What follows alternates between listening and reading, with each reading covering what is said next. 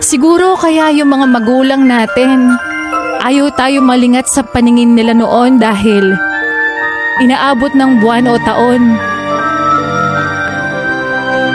bago ka nila makasama ngayon.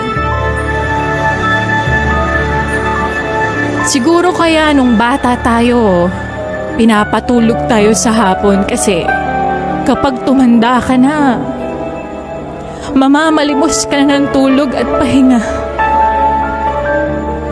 Siguro kaya pinapakain tayo ng masustansya noon para sa pagtanda mas malakas nating haharapin yung mga pagsubok ng buhay.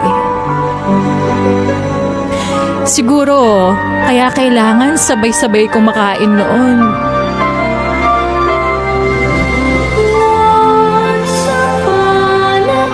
Kasi darating pala yung araw na mag-isa ka na lang kakain ngayon.